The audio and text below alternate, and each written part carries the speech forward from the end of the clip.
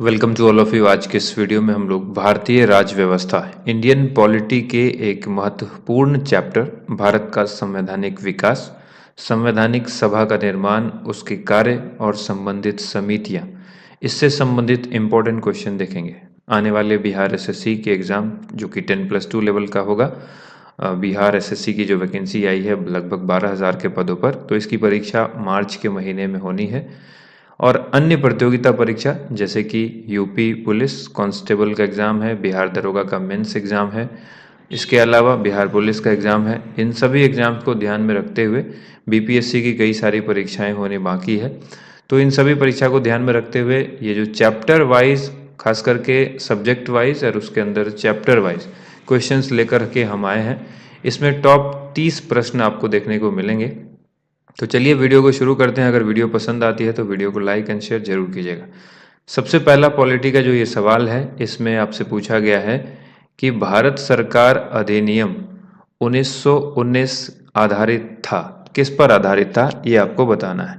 ठीक है, 4 ऑप्शंस आपके सामने दिए गए हैं। बहुत ही ध्यान से देखना है क्योंकि सारे क्वेश्चंस इंपॉर्टेंट क्वेश्चन हैं। आपको लेवल अपने आप ही पता लग जाएगा कि किस तरह के क्वेश्चंस हम आपके लिए यहाँ लेकर के आए हैं। ठीक है, तो चलिए इसको एक बार फिर से देख लेते हैं।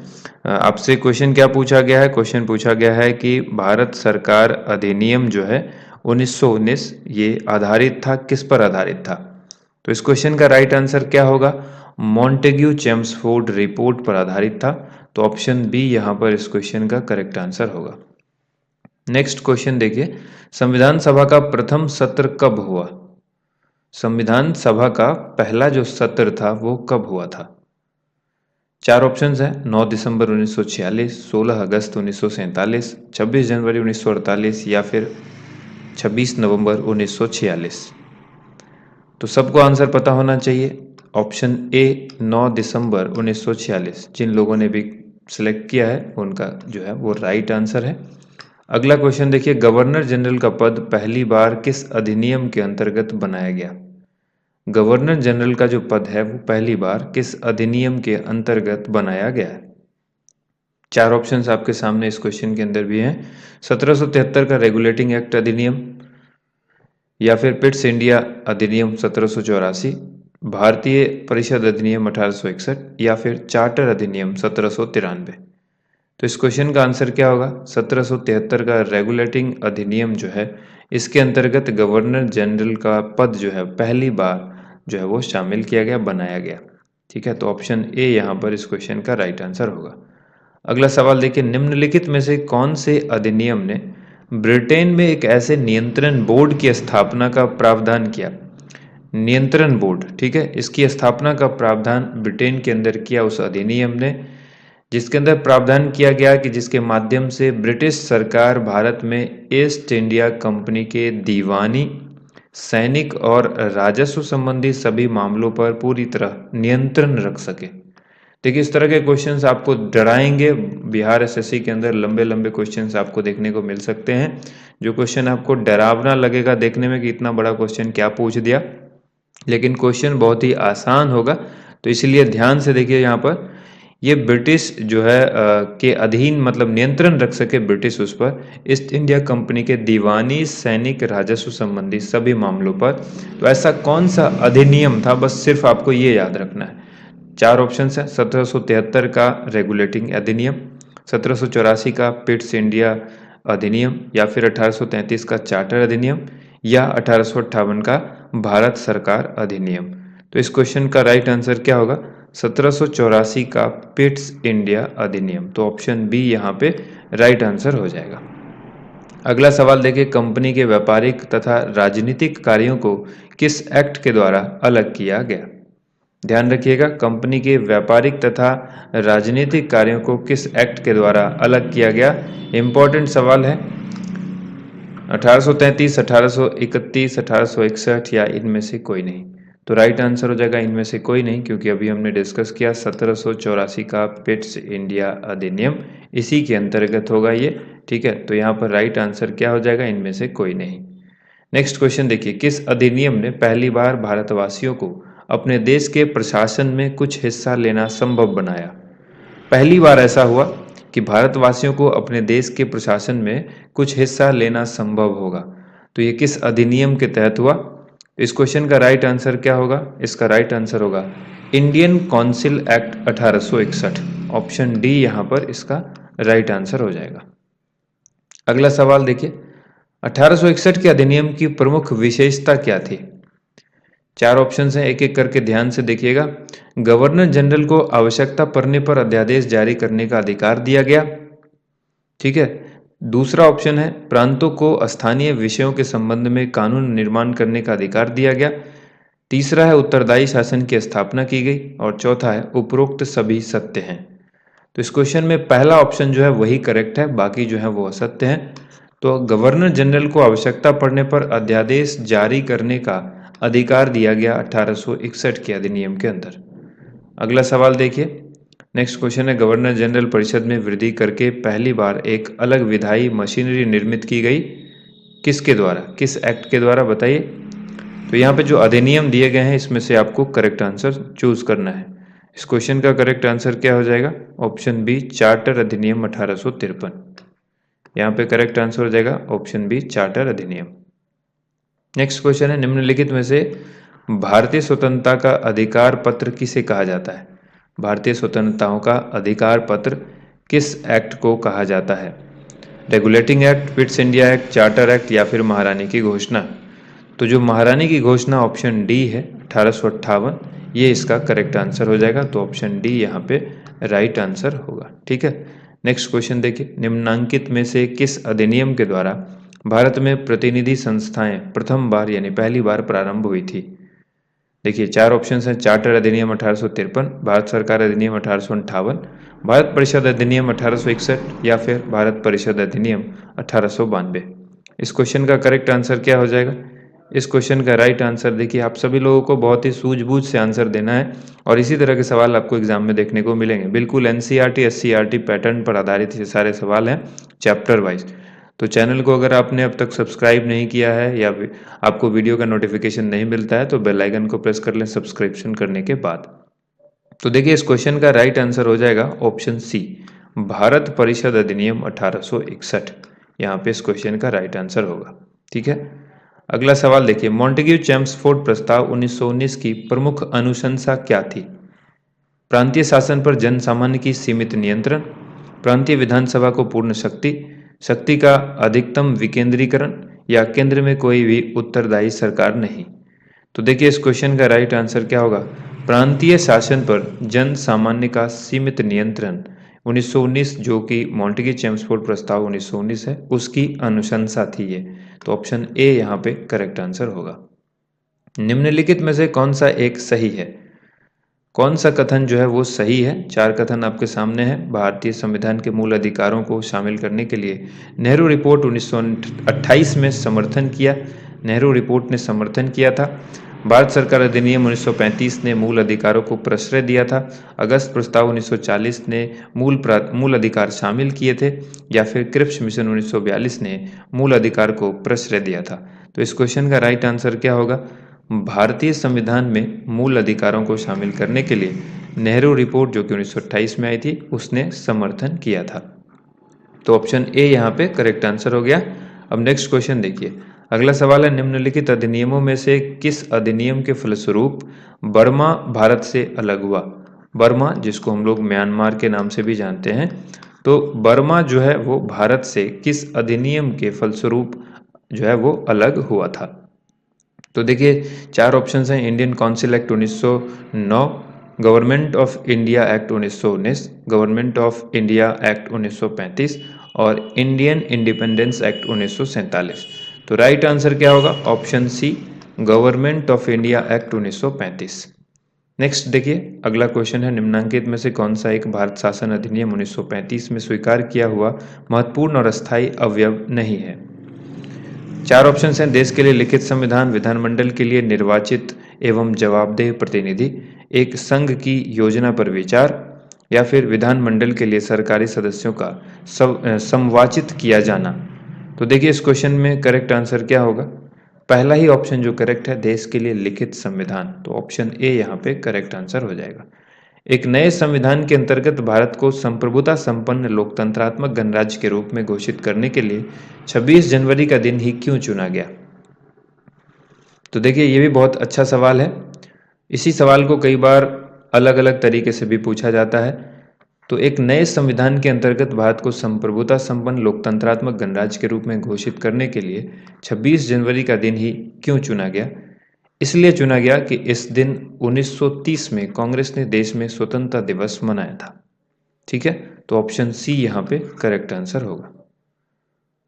इसी तरह से आपसे पूछा जाएगा 26 जनवरी के दिन हम लोग क्या, इससे पहले कांग्रेस ने क्या मनाया था? तो स्वतंत्रता दिवस मनाया था। कब? 1930 में। नेक्स्ट क्वेश्चन है, भारत सरकार अधिनियम 1935 का संघीय भाग लागू नहीं हुआ क्योंकि? कारण आपको बताना है। निर्धारित संख्या में देशी राज्य संघ में शामिल नहीं हुए, भारतीय राजनीतिक दलों का ने उसका विरोध किया, वायसराय ने उसके पुनर्विलोकन की संस्तुति की और ब्रिटिश सरकार ने उसे लागू न करने का निर्णय लिया। तो देखिए, इस क्वेश्चन में पहला ऑप्शन जो है वो करेक्ट आंसर होगा। ये संघीय भाग लागू नहीं हुआ भारत सरकार अधिनियम 1935 का। क्यों? क्योंकि निर्धारित संख्या में देशी राज्य जो है वो संघ में शामिल नहीं हुए। तो ऑप्शन ए यहाँ पे करेक्ट आंसर होगा। अब अगला सवाल देखिए, भारत डैश, यहाँ पे 4 ऑप्शन हैं आपके सामने। इनको देखते हुए नीचे दिए गए विकल्पों में सही उत्तर चुनना है।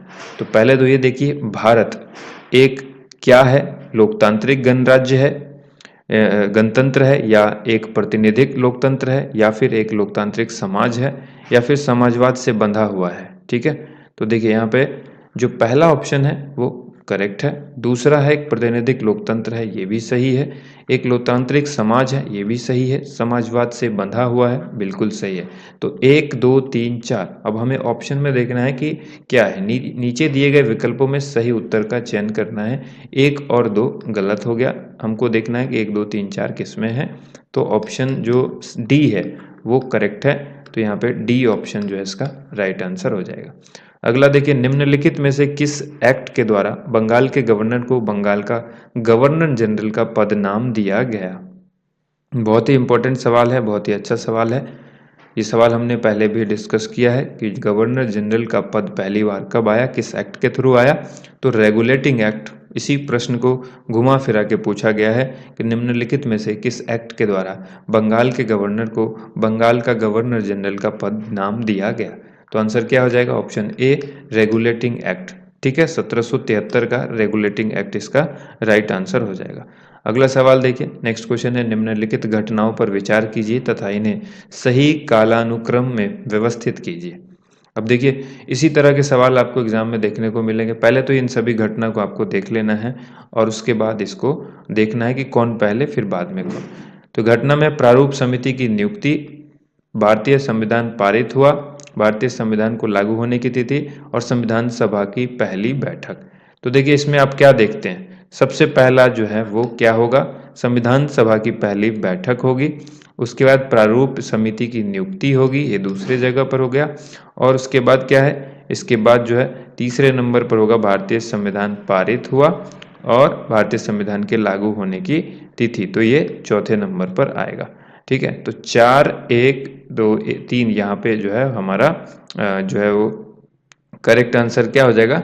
सबसे पहले चौथा वाला जो है वो, तो 4 1 2 4 1 2 3, तो ऑप्शन जो है वो डी जो है वो करेक्ट आंसर हो जाए, 4 1 2 3।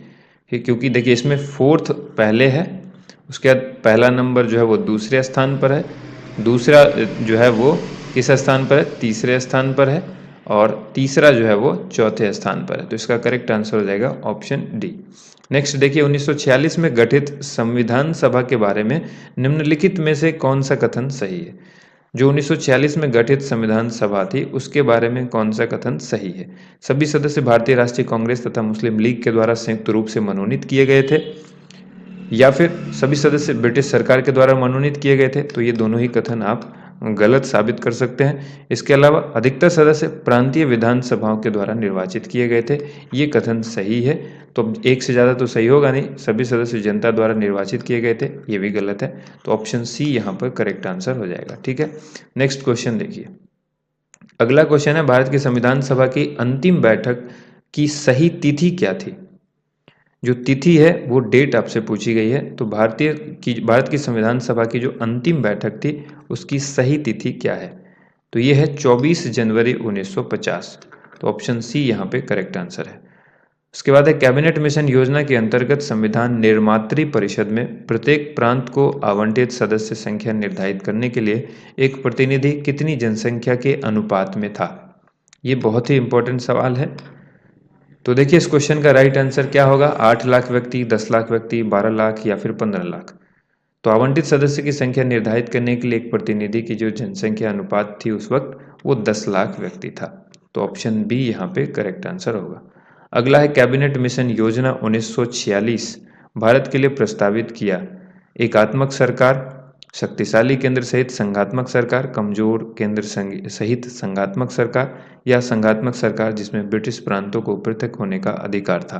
तो इस क्वेश्चन का राइट आंसर होगा कमजोर केंद्र सहित संघात्मक सरकार। तो ऑप्शन सी यहाँ पे इसका राइट आंसर होगा। नेक्स्ट देखिए निम्नलिखित में से कौन संविधान सभा का एक गैर कांग्रेसी सदस्य था? गैर कांग्रेसी सदस्य कौन था संविधान सभा का? तो इस क्वेश्चन का राइट आंसर हो जाएगा doctor B R Ambedkar. Option B यहाँ पे करेक्ट आंसर होगा। ठीक है, बाकी सभी लोग जो है वो कांग्रेसी सदस्य हैं, बी आर अम्बेडकर जो है वो गैर कांग्रेसी सदस्य थे। इसके बाद देखिए निम्नलिखित में से कौन से दल का प्रतिनिधित्व भारत की संविधान निर्मात्री सभा में नहीं था? तो देखिए इस क्वेश्चन का राइट आंसर क्या होगा? Hindu Mahasabha, Liberal Party, Schedule Caste Federation या फिर कम्युनिस्ट पार्टी। तो इसका राइट आंसर हो जाएगा ऑप्शन ए लिबरल पार्टी। ठीक है, ऑप्शन ए यहाँ पे करेक्ट आंसर होगा। नेक्स्ट क्वेश्चन देखिए भारतीय संविधान सभा के प्रथम दिन के अधिवेशन की अध्यक्षता किसने की थी? ठीक है, नाम आपको बताना है यहाँ से कौन सा जो करेक्ट आंसर है। Doctor Rajendra Prasad, Pandit Jawaharlal Nehru, doctor B R Ambedkar या फिर डॉक्टर सच्चिदानंद सिन्हा। तो इस क्वेश्चन का राइट आंसर हो जाएगा डॉक्टर सच्चिदानंद सिन्हा। अधिवेशन की अध्यक्षता पहले दिन किसने की थी? तो ये की थी डॉक्टर सच्चिदानंद सिन्हा ने। संविधान सभा की प्रांतीय संविधान समिति का अध्यक्ष कौन था? इस क्वेश्चन का राइट आंसर बताना है doctor B R Ambedkar, Pandit Jawaharlal Nehru, doctor Rajendra Prasad या फिर सरदार पटेल। तो इसका आंसर क्या होगा? प्रांतीय संविधान सभा के अध्यक्ष कौन थे संविधान सभा की? तो आंसर होगा सरदार पटेल। ठीक है, क्या आंसर होगा? सरदार पटेल। ऑप्शन डी यहाँ पे करेक्ट आंसर होगा। नेक्स्ट क्वेश्चन है संविधान सभा का संवैधानिक सलाहकार किसको नियुक्त किया गया?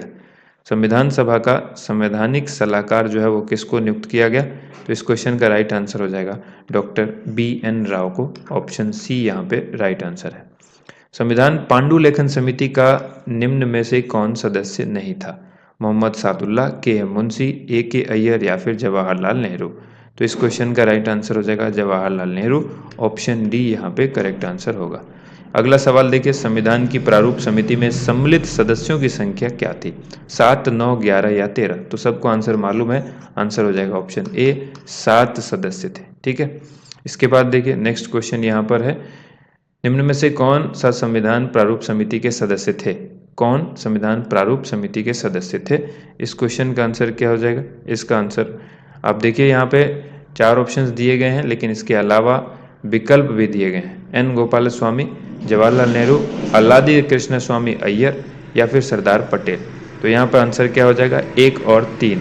ऑप्शन सी यहाँ पे करेक्ट आंसर हो जाएगा 1 और 3, क्योंकि एन गोपाल स्वामी भी थे और अल्लादी कृष्ण स्वामी अय्यर भी थे। तो ये दोनों नाम करेक्ट है, इसलिए 1 और 3 दोनों ही होगा। तो ऑप्शन सी यहाँ पे करेक्ट आंसर होगा। अगला सवाल संविधान निर्मात्री परिषद की झंडा समिति के अध्यक्ष कौन थे? देखिए बहुत बार सवाल पूछा गया है झंडा समिति के अध्यक्ष, तो डॉक्टर राजेंद्र प्रसाद। ऑप्शन बी यहाँ पे याद रखिएगा। ठीक है, संविधान निर्मात्री परिषद की झंडा समिति के अध्यक्ष डॉक्टर राजेंद्र प्रसाद थे। अगला सवाल भारतीय नागरिकों के मूल अधिकारों को अंतिम रूप देने के लिए संविधान निर्मात्री सभा के द्वारा नियुक्त समिति के अध्यक्ष कौन थे? इस क्वेश्चन का राइट आंसर क्या होगा? तो देखिए अंतिम रूप देने के लिए संविधान निर्मात्री सभा के द्वारा नियुक्त समिति के अध्यक्ष कौन थे? यहाँ पे राइट आंसर हो जाएगा सरदार पटेल। तो ऑप्शन सी यहाँ पे करेक्ट आंसर होगा।